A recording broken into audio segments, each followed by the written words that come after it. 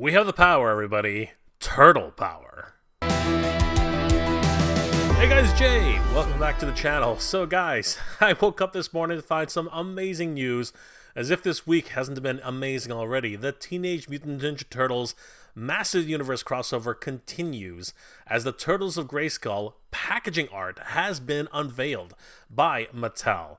This is absolutely crazy and showcases some teases about other figures in the line, and I find it really interesting that they're only showing so much artwork.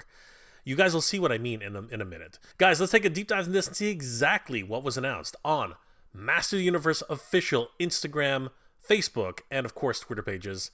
Let's have a look, guys, because this one reveals just a little bit more, and a new villain has appeared. Let's have a look. Guys, this is absolutely nuts. This celebration continues in October, everybody. Over on their Facebook account, scrolling down from the top, holy crap, everybody, just 1 hour ago, there's something totally tubular, a closer look at Leonardo, He-Man, Donatello, and Man-at-Arms from the TMNT MOTU Turtles of Grayskull collaboration. We can see all this crazy artwork, guys. I'm super excited. Let's have a look at this. There he is, everybody. There is Leonardo, heroic Ninja Turtle leader. And honestly, this is almost proof positive that the artwork prototype, which we saw at Toy Fair earlier this year, is pretty much the layout and design of this particular artwork here. Comparing the two, we can see He-Man at the top and Leonardo literally laid out exactly the way we saw them on this prototype. Of course, there's no color that's been added to the actual design here, but the layout, the exploding rocks, even Leonardo, the way he's positioned inside the packaging, it is almost mirroring exactly the way we see the final artwork here. We can see He-Man stretching his hand out with his sword at the ready. Leonardo with two halves of his own power sword ready to defend himself. Scrolling down further, we see Leonardo, heroic turtle ninja, and those exploding rocks with what appears to be a green hue, almost mutagen in nature. This is all reflective here in the original line art. Scrolling down further, we can actually see more elements which didn't make it into the final design, such as these pipes, which make the seem as if it's coming out of a wall on Earth somewhere. For a second, I thought that this was just part of the background, but no, the pipe work is actually there. You can see the rusty pipes. I thought that these were rays of light, but they're not. These are actual pipes. That is really cool. Literally one-to-one from the line art, which I really appreciate. That's awesome. A wonderful glimpse into how these things are done. Moving down further, we can see Leonardo here in the packaging itself, mirroring exactly the way he was positioned in the concept design. And finally, moving all the way down to the bottom, we can see that the Master Universe Teenage Mutant Ninja Turtle branding is present right here, with an additional logo mark of Nickelodeon denoting the relationship between Nickelodeon, Paramount, and of course, Master of the Universe. The colors are wonderfully designed and really have that sort of mutagen type of aspect, which is very central to the entire line. I am really interested in seeing what the story is all about. As a matter of fact, looking carefully, there is a comic book. Oh, this is awesome. We actually get to read about how the Turtles either made it to Eternia, which is what appears to be the case, or how the Eternians encountered the Turtles in one of their adventures. This is going to be amazing. And the way that Mattel is pushing this brand right now, I don't think it's going to be too long before we start seeing these hit store shelves, possibly in time for the holiday season. We get a wonderful glimpse at the artwork on the back of the card, but this is kind of strange. It's only showing one half of the artwork on the back. This is really odd because usually whenever they release the artwork, we see the entire piece as a whole. But I'm curious and sort of speculating that the reason they're not showing us the entire artwork is because he might be fighting somebody, because I can see what appears to be a purple cape here, and in the figures that have been released, there are no purple capes. So could he be fighting Skeletor? Or, looking at this, guys, that is a black clawed foot? Skeletor doesn't have black feet. So, is this Hordak that he's fighting? This is really odd. I wonder who it is that Leonardo is battling in this scene, and I think that that really is what's going on. They don't want to show us too early all of the teased figures, which is sort of a tradition with the Master Universe Origins backing cards, teasing us with new characters who are coming into the line. So, Who is this mystery character, everybody? I guess we'll have to wait and find out. I really do love the artwork here. Leonardo is presented as he always is, cunning and heroic in battle. Leonardo is engaged in combat with whoever this villain is. And we can see Castle Grayskull looming in the background. The battle for Eternia continues with the Teenage Mutant Ninja Turtles. I love the two, I guess I'm going to call them the power swords because it looks like they can join together in some fashion. And almost a tip of the hat to the original artwork, which was designed by Freddie Williams II. If you'll remember, Freddie Williams' original concept with Leonardo had him holding a power sword, but it was split in two. And even though this design didn't come across, I still really appreciate the fact that they have some sort of homage to that with this Eternian-style katana blade, which has literally been split in two. As you can see, both crossguards are reminiscent on each half of the blade with this diamond pattern, which is very reminiscent of the diamond shape of the power sword of Eternia. The next package which was revealed is Donatello, guys. Holy crap, there he is. Donnie has made it in to the Turtles of Grayskull line. This is Donatello, heroic turtle at arms. I love it. I love it. They literally are hearkening to the idea that Donnie has become one of the Eternian guards in his little plastic prison. He looks awesome. We can see that wonderful Eternian-style helmet, which has been placed on top of his head. He's not taking that off. This is great. We can even see his bandana slumped over his shoulder. I think these are positionable, which is nice. I really like that idea. We can see the furry bits on the side of the armor, as well as the fact that the actual armor itself is more turtle-inspired. They look more like shells, which have been, you know, recreated for the turtles themselves. This is really exciting stuff. Moving down further, we can even see some wonderful deco, which is applied to the front of the armor.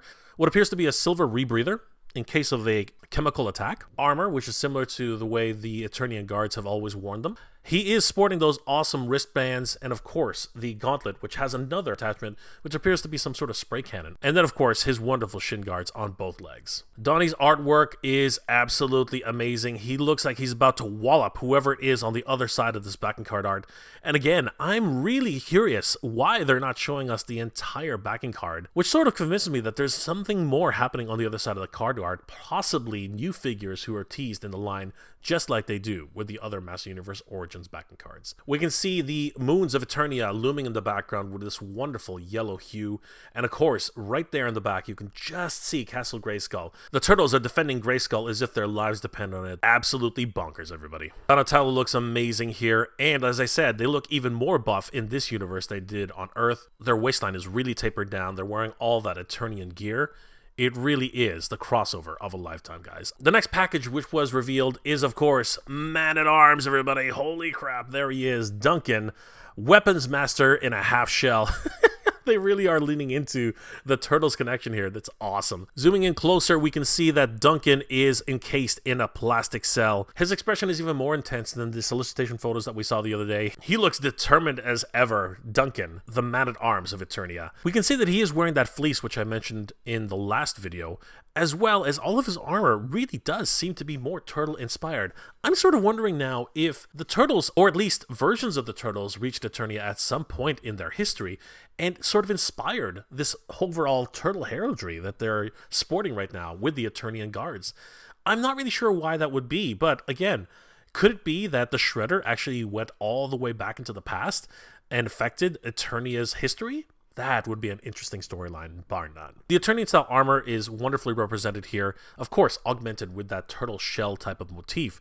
But we can see that Duncan is sporting a different type of his helmet, as I mentioned earlier, with almost these samurai-type neck guards on the side of the helmet. Moving down further, the samurai-type plate armor going all the way down the side of his legs. He, of course, comes with his gigantic mace, which looks like it possibly could hook up with Donatello's mace to make one huge staff. And what was not featured in the first solicitation photo is the fact that he has what appears to be another shin guard, which could possibly go on the other leg. I find it interesting, though, that the color of his armor, as well as his bodysuit, is actually the more traditional green that we've seen in the Master Universe. Going back to Duncan here, the green that he's actually wearing on his bodysuit is more of a really dark green. You know, it's almost pine in nature. Literally, it's like one step away from black. And I find it really interesting that the artwork depicts him as more of the Eternian green, which we've always known the Royal Palace Guards to be wearing.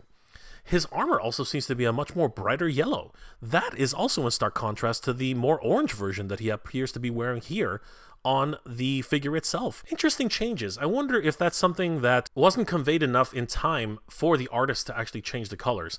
And I wonder, for those of you who tend to hunt these types of things, that there might be a running change on artwork, as this does tend to happen with versions of artwork as we've seen in the past with Master Universe Origins. Duncan is in some sort of barren wasteland with volcanoes erupting everywhere. This is nuts. We can see lava just bubbling up towards the surface. What a crazy environment to do battle in.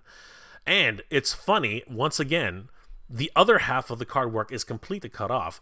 And I do wonder if that denotes teasing another character in the line who might be showing up. Who could it be that Duncan is actually doing battle with? The final reveal for a backing card today is He-Man, the most powerful mutant in the world. Oh gosh, guys, check it out. They were trying to hide so much of the artwork from us because it obviously revealed characters in the line. Obviously, He-Man, this mutated version, is on the side of evil, or at least is being controlled by evil in some way, because unlike the heroic versions of the backing cards where we see He-Man and Leonardo as the protagonists, in this instance, we see Skeletor. And who the heck is that? Oh my gosh, is that the Shredder? Is that a mutated version of the Shredder, guys? Oh my gosh, who is that? Who is that? This is nuts. Before we take a closer look at Shredder, let's take a look at He-Man himself. Scrolling down, we see He-Man, the most powerful mutant in the universe, and there he is, sporting his literally neon green hair, that crazy bandana, which I don't even know where he got that from, those bloodshot eyes, that purple skin, the green veins running all the way down his body, all of his new straps, which have been completely mutated into this crazy new feature, all of his little bits of spikiness on every single piece of his armor. This is crazy, everybody. And I have to apologize for, this is not Whiplash's mace. It's actually Spikegore's mace. I should have realized that right away. But of course, well, I'm just so excited to see these things come to reality that I was just tripping over myself. Actually, we can even see some little bits of artwork in the back there for the comic book. I love it. This is going to be great, guys. We're definitely going to see some amazing battles in this mini comic. The backing card art reveals the mutated He-Man himself, and he looks absolutely nuts. He literally looks like a barbarian out of control. He looks like a version of the Hulk in different colors. I mean, this guy is just ridiculously huge. That grimacing mouth, those bloodshot eyes, that crazy hair. And of course, the color of his skin. Hey, he sort of looks faker-ish, but not. And you can tell, obviously, he's been mutated to some degree, or completely mutated at that. It's going to be interesting to see what type of powers which are added to him now that he is a mutated being. We can see a couple of signatures here, and I'm wondering who actually did the artwork on this. To answer that, we should head over to Roy Juarez on Instagram, Manuel Eduardo Caritas. Of course, whenever Roy Juarez posts up any artwork, he is always giving credit to everyone who's been involved with the design. So let's find out who was involved in this particular packaging art. Whoa, wait a second. There's no credit here. Okay, wait a second. Let's move over. Oh my gosh. All right, this is interesting, guys. There's no credit given to any of the artists here. That's the first time ever for Roy Juarez. He's always crediting his artist and the team that worked on this. There's more going on here than meets the eye, everybody. I'm curious to find out why the secrecy is going on about this. I mean, they're literally only giving us one half of the cards.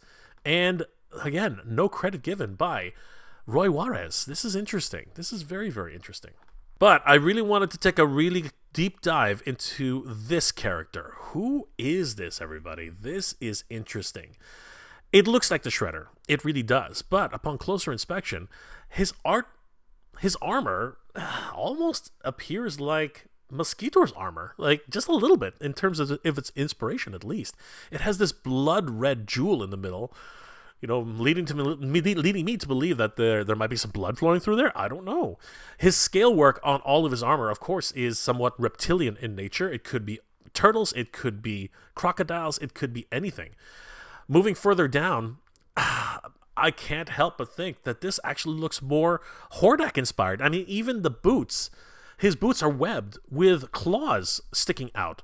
So does this mean that this version of the Shredder is mutated with Hordak? This is nuts, everybody. This is crazy. As a matter of fact, he's got a purplish cape?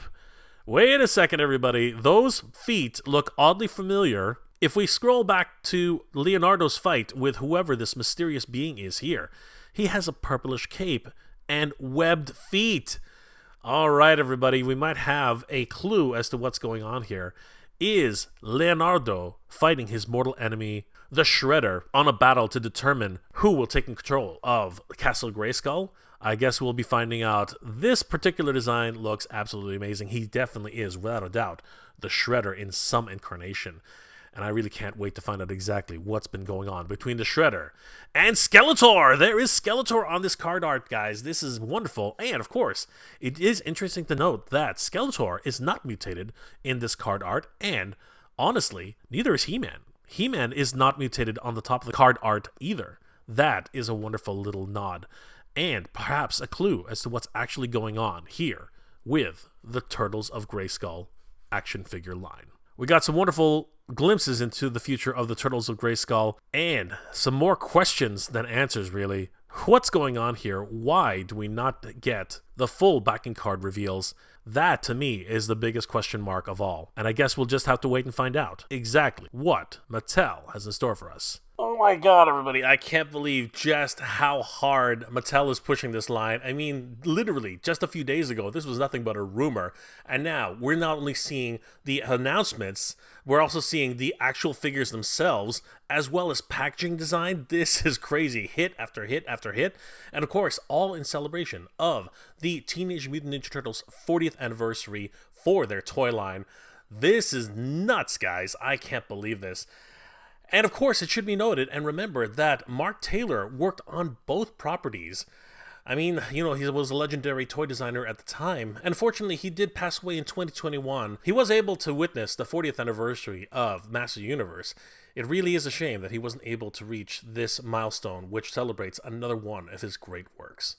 But he will always be remembered and celebrated in this literal combining of both of the properties which he worked on. Mark, you will always be remembered. Guys, let me know in the comment section below, what are your thoughts about this brand new artwork which was revealed by Mattel today? There's a lot of questions going through my mind. For example, why they're only showing one half of the backing card art. We do know through the Master Universe Origins line that most of these backing cards usually tease additional upcoming characters which people can look forward to. So I'm wondering if they intentionally cut off the other side of the artwork specifically because they don't want to show you who's coming up next. This is awesome. However, because of that, we were able to catch a glimpse of the new Shredder figure. This is awesome. And he looks like he's sort of a, mutated version of Shredder. He's got some scales. He almost looks like he's sort of combined with Hordak? Maybe he is Hordak? I don't know, guys, but he looks freaking awesome. Let me know what your thoughts are about this brand new artwork from Mattel in the comment section below. If you enjoyed this episode, guys, please do leave me a like. It really helps me out. I hope you're all doing well, staying safe. And as always, everybody, thank you very much for watching. We have the power, everybody. Turtle power. Good journey. Geek proud. I want to give a huge shout out to all my Patreon and channel member supporters. Thank you so much, everybody. It's thanks to your support that this channel continues to grow, and I really could not have done this without you. You guys are the best. Thank you so much for your support, guys. It really means a lot and really helps the channel to keep growing.